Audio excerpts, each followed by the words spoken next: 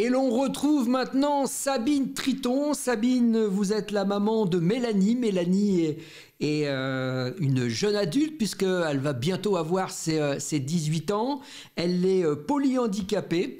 Et vous, en fait, Madame Triton, vous avez mis en ligne une pétition parce que vous signalez justement le manque d'activité pour les enfants et les jeunes adultes en situation de handicap et notamment les activités dites inclusive. Alors, vous venez de nous l'annoncer en aparté, vous avez dépassé les 300 signataires. On parle un petit peu de cette pétition? Ça marche. Bonjour. Alors tout d'abord, merci de m'accueillir sur votre plateau. Donc, effectivement, notre projet de vie par rapport à Mélanie, c'est l'inclusion. Et il s'avère qu'à partir de 18 ans, malheureusement, il n'y a plus d'activité inclusive, ni de loisirs, ni de séjour.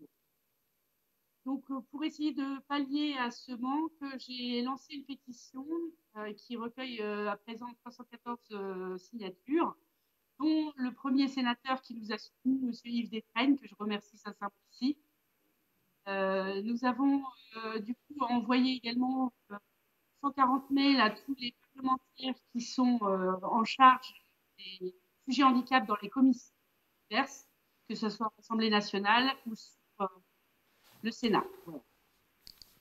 Alors, Madame Triton, on parle un petit peu de Mélanie. Vous souhaiteriez, bien entendu, qu'elle puisse avoir des activités de loisirs en inclusion avec d'autres enfants de son âge, enfin, d'autres jeunes adultes de son âge. Et en fait, c'est impossible, les portes vous sont fermées, c'est ça? Alors, ce qui se passe, c'est que l'offre est quasi inexistante à partir de 18 ans. Vous avez différentes associations qui proposent, et heureusement, tant mieux, des activités, des séjours pour les personnes handicapées. Mais ce sont malheureusement que des séjours qui sont réservés aux personnes handicapées. Alors, pour Madame nous, Triton, on a justement tout à l'heure, juste après vous, Apache Évasion, qui organise des séjours pour les personnes en situation de handicap en faisant appel justement à des personnes valides. Nous ne manquerons pas, bien entendu, de leur parler de votre situation, de votre pétition et de vos attentes. Vous avez réussi à toucher Madame Cluzet sur votre situation. Comment les pouvoirs publics réagissent?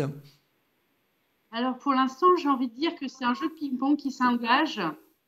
Monsieur Yves Détraigne m'a fait parvenir le courrier qu'il a reçu de Sophie Cluzel, qui a indiqué évidemment qu'elle était interpellée par notre demande, que pour autant, en fait, elle transmettait à Monsieur Becker, qui est en charge effectivement de la jeunesse et des sports, et Madame Bachelot. C'est ça. Donc en fait, tout le monde se balance la patate chaude jusqu'aux élections, et après les élections, il y aura un nouveau ministre, il faudra recommencer le travail. Exactement, exactement. Bien, heureusement qu'il y a des gens comme vous. Alors, vous avez justement des parents qui se sont rapprochés de vous en disant mais c'est super ce que vous faites. Alors, vous m'avez dit, hein, je ne veux pas être leur porte-parole, mais en tout cas, vous êtes leur voix, bien sûr. Vous avez des parents qui vous ont dit mais on connaît exactement la même situation avec notre enfant, il faut absolument bouger, on ne peut pas rester comme ça. Alors, pour l'instant, malheureusement, non. J'ai effectivement pas mal d'amis qui ont des enfants handicapés, alors que ce soit de l'autisme, de la trisomie, qui effectivement soutiennent complètement ma démarche.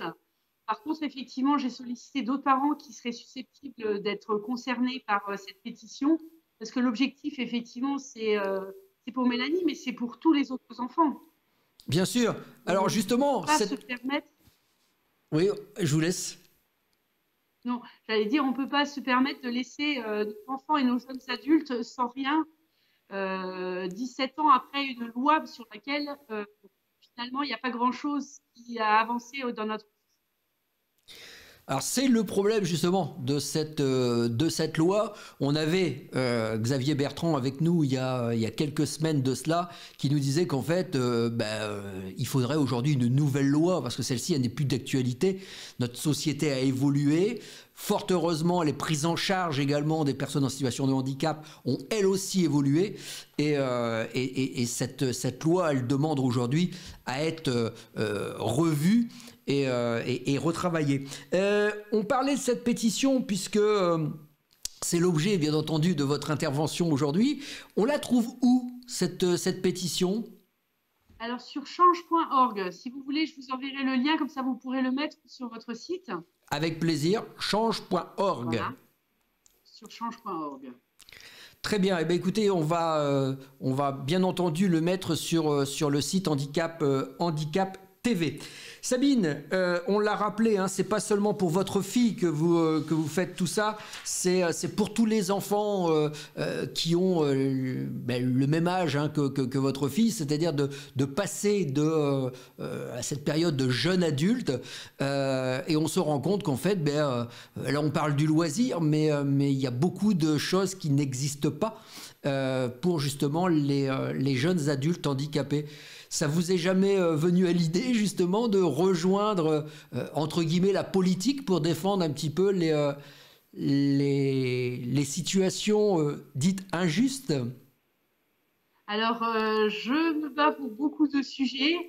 La politique, j'en ai pas le gabarit et le niveau, mais je fais effectivement selon mes compétences, sachant qu'effectivement, il y a de 2008 à 2016, j'avais effectivement mis en place des spectacles pour enfants handicapés et non handicapés en tant que bénévole.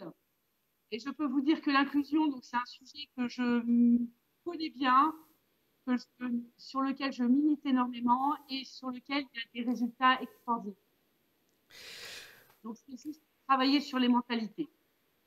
Alors, on rappelle, bien entendu, cette pétition, alors, pour toutes les personnes qui, justement, se sentent sensibilisées par ce problème, n'hésitez pas à venir donc sur change.org pour aller signer cette pétition.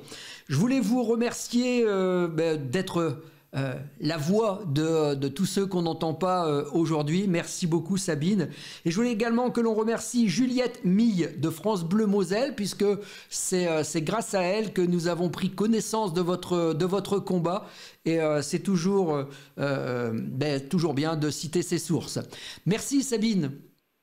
Merci à vous en tout cas. Bonne journée. Merci bien. Au revoir.